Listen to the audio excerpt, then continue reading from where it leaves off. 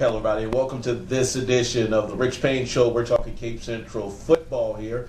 Vince Brown alongside the head Tiger himself, Rich Payne. Welcome back, Coach. Thanks, Vince. All right, it's time to get down to business. Districts start this week, and some good momentum coming in from last week's big 52-6 victory over the Poplar Bluff Mules at Morrow Stadium in Poplar Bluff.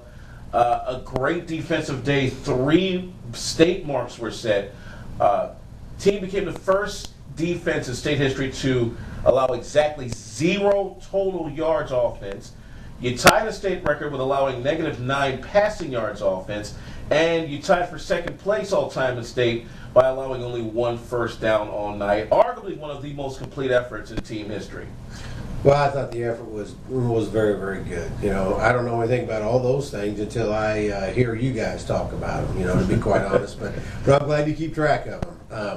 But I thought our kids played exceptionally well, and I think, you know, even the only first down came on a penalty in the situation, you know, that we were being aggressive, which you should be aggressive. So, you know, I thought our kids flied around, we played well, and, you know, you got to also make sure that people understand that Poplar Bluff was, you know, they were banged around. I mean, and then they lose their quarterback in the first quarter against us, and, you know, now they're operating with a third, and even as the ball game went along, they went with a wildcat with the running back there. But our kids continue to play hard and fly to the football.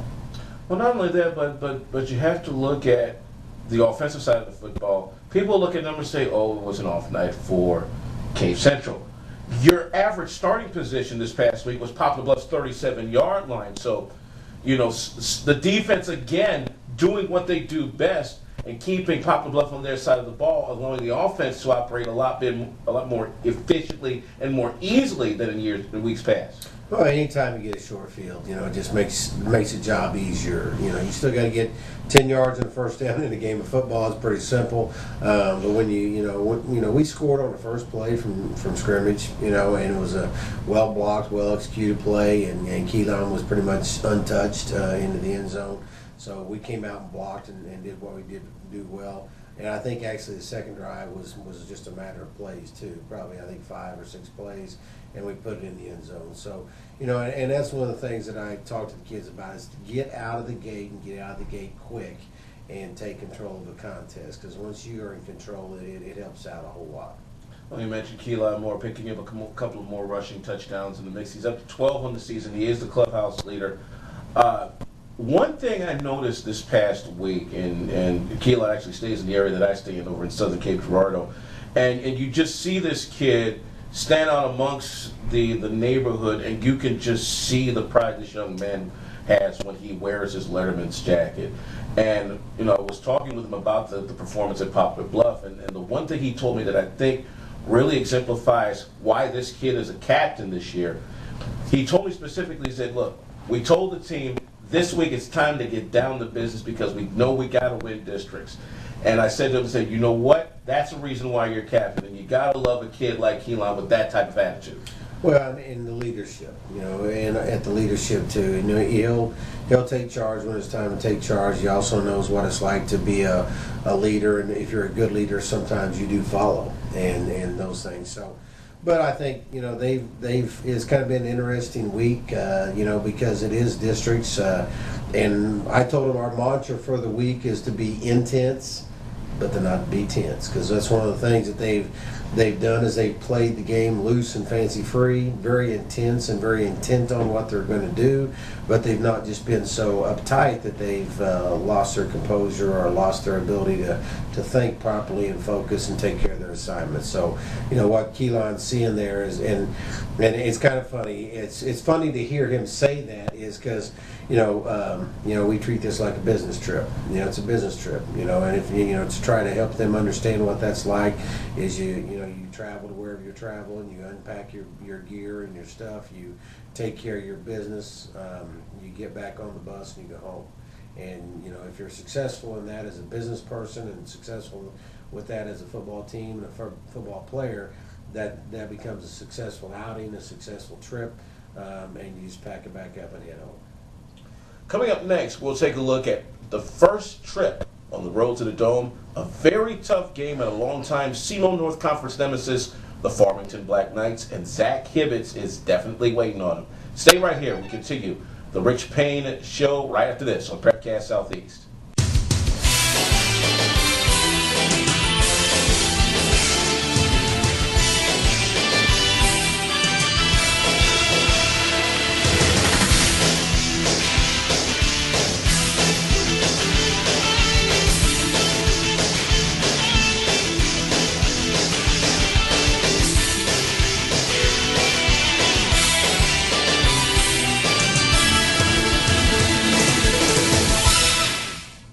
Welcome back to the Rich Payne Show, talking Cape Central Tiger football here on Prepcast Southeast. Vince Brown alongside Coach Rich Payne of the Cape Central Tigers. All right, time to bring the lunch boxes, briefcases, and strap up the chins, straps real tight. It's district time. And the blogosphere is buzzing about the Class 4 District 1 race, in which Cape Central is a part of. And this time it's a 3-team dogfight. Farmington this week, Sykeston next week. But first things first, you got to take care of the Black Knights. And it's at Farmington this time around. And the last time we were up there in 2008, a sophomore, Zach Hibbets, really put it to us real tough with a big margin. This time around, I think the battle is going to be won in the trenches. And considering the lines that Central has used this year, especially the offensive line, this might be Central's to win, but not by much.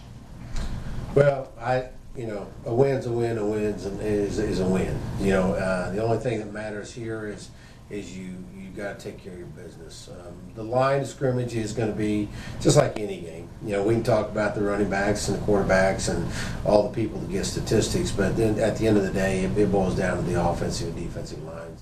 If we can control the line of scrimmage and take care of the front people, and also they blitz a boatload, and bring people and kind of gamble and guess with you. So, that gambling and guessing, sometimes they can come up with a big play, and sometimes we can come up with a big play. So that's where we're going to have to be persistent on offense and keep doing what we do and do it well. So, game plan won't change.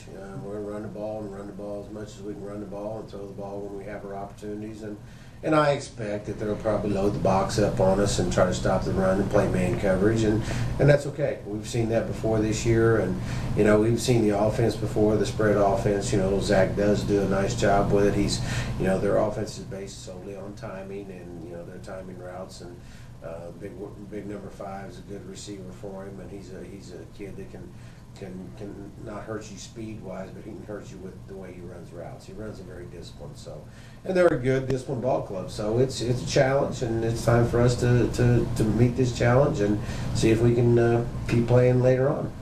You mentioned the potential blitz packages that Farmington does employ in the mix of things, and that wing T set that you have. It can go a number of ways, but the important thing is the double tight set that is primarily a part of this because of the fact that you've got the 2 tight ends helping out the 2 running backs, block whoever it is pinching down on the end. When you see that blitz package coming, not to let the cat out of the bag, but how important is it for the tight ends as part of that blocking package to make sure that they stay on their assignment and help the blocking back coming out of the backfield, whoever's running the football? Well, I think when you block a blitzing ball club, it really comes down to what the actual term that we use is combo blocks, where it's a start of a double team, but at the same time, if that linebacker goes inside, then it's one person's. If the linebacker goes outside, it's another person's. So it's basically 2-on-2, but you don't know which two are going to get which two. And so, it depends on, the tight end, the wing back do that thing. The tackle and the tight end will do that on certain plays. And the guard and the center will do that on certain plays too, And number 27 for them is an awful good linebacker. So we're going to have to make sure we get a piece of him no matter what, or he's going to be involved in the play. So, it doesn't change anything we do. It just changes up the method in which we do it. And we faced a 3-3 all year. You can call it a 5-3. You can call it whatever you want to call it. But, it's a 3-3 blitzing defense, and we faced that this year, and in a couple different games, actually O'Brien County, and then Bluff ran a little bit of it last week, trying to play games and try to get some people free. So it's not like we haven't seen it before, but it's one of those things. Your linemen and backs that are blocking have to make sure that they got their heads up and are looking for those blitzes. On the other side of the football, the 3-4 has been really one of the big reasons why Cape Central's defense has been at or near the top scoring-wise in the Boot Heels. As a matter of fact, our last check, 8.7 points a game with the 6 given up against Poplar Bluff on the first special teams touchdown given up all season, and that's a big accomplishment in itself. But the fact that you can continue to have fresh legs on the front line and have those speed backs ready to go no matter who it is really lends a lot to why this defense is so feared as it is right now. And the movement. We keep fresh legs out there in the movement because we're slanting one way or the other, or we're not slanting, or we're bringing a linebacker here, or a linebacker there, or 2 linebackers, or 3 linebackers, and we're playing zone coverage, and we're playing man coverage. So, that's going to be critical this week because, Hibbets is the kind of quarterback you can't sit back there in a zone and think that you're going to be able to react. He'll find his receivers if you do that. So we're going to have to change up our coverages, and we'll have to change up where we're blitzing him from because if he sees that coming from a particular area, and his coaches in their spread offense actually call some of the plays from the sidelines. So they may actually see that you're coming somewhere, so all of a sudden they may change the play from the sideline into the offensive people. So then you got to be prepared for that. So you got to disguise, you got to move at the same time. You got to make sure that you're taking care of your responsibilities at the snap of the ball. Considering from time to time that this Farmington spread offense also goes into a no huddle, that might pose some substitution problems for you, especially on the front line. Do you look at maybe working into a system whereas if you see that no huddle situation come up, you're ready to bring the men in and out at a moment's notice and still have the fresh legs like you normally would in normal situations? We will, but more times than not, we have switched those people on series, okay, where one group is going to be in for a series and then another group on a series. But if you get in a situation with a throwing team, especially with the defensive front, you want to try to change personnel if you can because fresh legs chasing the quarterback are better than tired legs chasing the quarterback. So, that's the only situation where that'll really come into play because most times this year we have put in this defensive front or this group of linebackers and they play for a series. They play until that offense is stopped and we get the ball back and then offense is back on the field.